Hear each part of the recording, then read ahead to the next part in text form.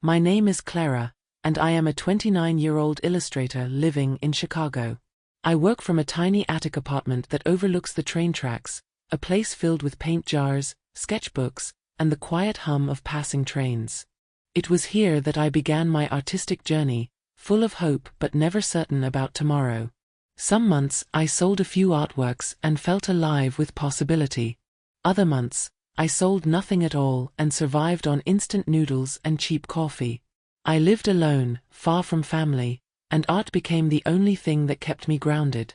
My days were slow but peaceful, shaped by small routines, morning sketches, evening train sounds, and late-night ideas that kept me awake. Life was difficult yet strangely calm, until a sudden financial crisis arrived and pulled me into a chaotic relationship I was never prepared for. Mornings in my small attic always began the same way. I would wake to the soft whistle of the first train, stretch my tired arms, and make a cup of cheap coffee that tasted far better than it should. While the water boiled, I opened the window and let the crisp Chicago air drift in, carrying the sounds of the city slowly waking up. That quiet moment, coffee in hand, sunlight touching the wooden floor, felt like a tiny promise that everything would be okay. Most days, I spent long hours painting at my desk, bending over sketches until my back ached. I often worked until midnight, surrounded by brushes, pencils, and unfinished canvases that whispered both hope and exhaustion. Art was demanding but comforting. It gave structure to a life that otherwise felt fragile. Every afternoon, I visited a small cafe 2 blocks away. It wasn't fancy, just warm lights, old wooden chairs, and the smell of cinnamon. I had a habit of sketching strangers there, the man reading newspapers as if the world depended on it, the couple arguing softly, the tired waitress dreaming of something better. These small portraits became my secret diary. Lena, my best friend, always joined me when she could.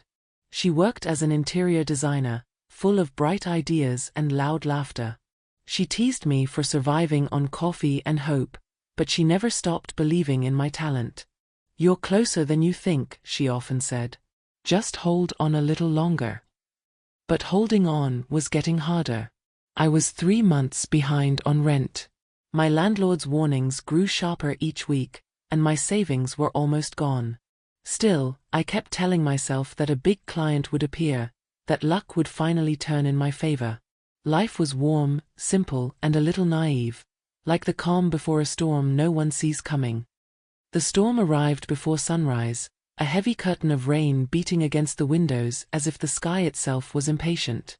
I was still half asleep when I heard slow, deliberate footsteps coming up the old wooden stairs. Each step groaned under the weight of someone who clearly didn't care whether the whole building heard him. Then came a firm knock, 3 short taps, no hesitation. When I opened the door, Mr. Rowan stood there, damp from the rain, his dark coat dripping onto the hallway floor. At 37, he looked younger than most landlords I'd met, but far sterner. His posture was rigid, his expression carved from stone, his eyes strangely calm yet distant. He wasn't the shouting type. He didn't need to be. "Clara," he said, voice low and controlled. "We need to talk about the rent." My stomach tightened. I told him I needed 1 more week, that commissions were slow, that I was close to finishing a piece I might sell soon. But he didn't flinch. He simply shook his head and stepped inside before I could stop him. He walked through my tiny apartment, observing everything, the scattered brushes, the canvases leaning against the walls, the messy desk covered in sketches. His silence made the room feel smaller, heavier. I stood behind him, twisting my fingers, waiting for him to condemn the chaos or repeat his demand. Instead, he paused near my easel, studying the incomplete portrait of a girl with tired eyes. His expression softened for a moment, barely noticeable. "You're behind on 3 months, he finally said. "I can't keep waiting." I swallowed, feeling heat rise in my chest, fear, embarrassment, desperation all tangled together. "I don't have the money now," I whispered. "But I will." He turned toward me, his gaze steady but unreadable. "Maybe we can find another arrangement." The words hung in the air like a shadow. I wasn't sure what he meant, but the suggestion was clear enough to sting, and yet I felt myself wavering. The storm outside roared as if urging me to decide. That night, I made the worst choice, or perhaps the most human one. We ended up in my bed, two lonely people reaching for something neither of us could name. It wasn't passion. It wasn't affection. It was a quiet transaction wrapped in secrecy and guilt. I told myself it was only one night, a temporary escape from the fear of losing everything. By morning, Rowan was already dressed, standing by the door, avoiding my eyes. "We'll talk later," he muttered, cold again, distant again. Then he left without looking back. The silence he left behind felt sharper than the rain. And for the first time, a terrible thought crept in. Had I just been used? Or worse, had I allowed it because I was too desperate to see clearly? 2 days passed in a blur of silence. I tried to paint, but every brushstroke trembled, every line broke halfway. My mind kept circling around the memory of that night. Rowan's distance, the rain, the quiet that felt like a warning. I tried to convince myself it meant nothing, that life would go back to normal, that no one had to know. But life has a cruel way of tearing illusions apart. That afternoon, as I passed the narrow hallway outside my apartment, I heard whispers, sharp, amused, poisonous. 2 neighbors stood near the mailbox, speaking just loud enough for the whole floor to hear. "She finally paid her rent," one of them snickered. "Not with money," the other replied. "You know what she did?" My chest tightened. My hands went cold. They knew. They knew. I froze mid-step. My heart pounded painfully as nausea rose in my throat. For a moment I couldn't breathe. I wanted to shout, deny everything, demand to know who had told them.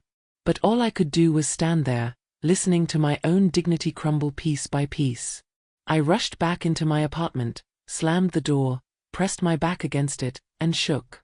Shame hit me like a wave, hot, violent, consuming. I didn't just feel exposed. I felt violated, as if someone had taken something sacred and tossed it into the street for everyone to laugh at. That night, Rowan returned. He knocked softly, almost apologetic. When I opened the door, he looked uneasy, avoiding my gaze. "Clara," he said, voice tight.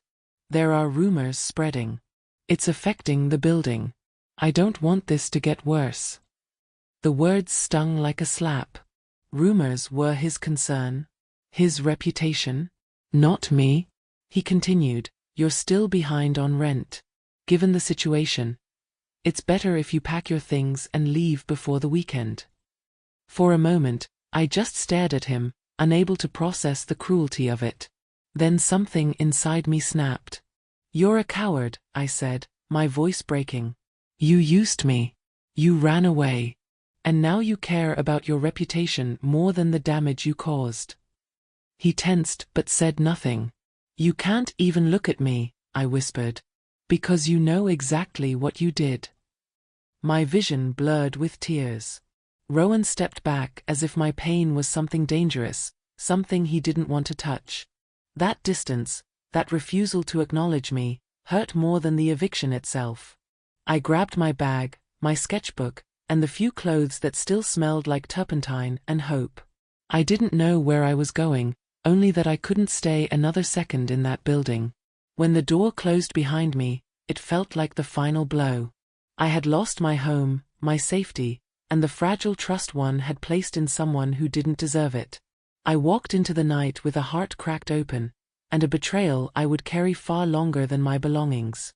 The week after leaving the apartment felt like a long fall with no ground beneath me. I rented a tiny room in a rundown neighborhood on the west side, a place where the walls were thin, the hallways smelled of old smoke, and the nights were louder than the days. It was all I could afford. Art no longer paid the bills, so I took a job as a waitress at a late-night diner, serving coffee to strangers who never looked up long enough to notice me. The exhaustion hit fast. The depression hit deeper. Every shift felt like a reminder of how far I had fallen. Every tip, small and crumpled, felt like another measure of my worth. I questioned everything. My art, my choices, my body, my voice. I didn't trust what I felt anymore.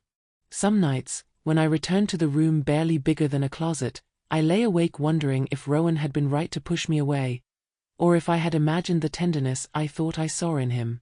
Shame twisted every memory until I could barely recognize myself inside them. One night, the power went out in the building. The darkness was thick and absolute. I lit a candle, sat in front of the cracked mirror on the desk, and began to sketch my own face, something I rarely did.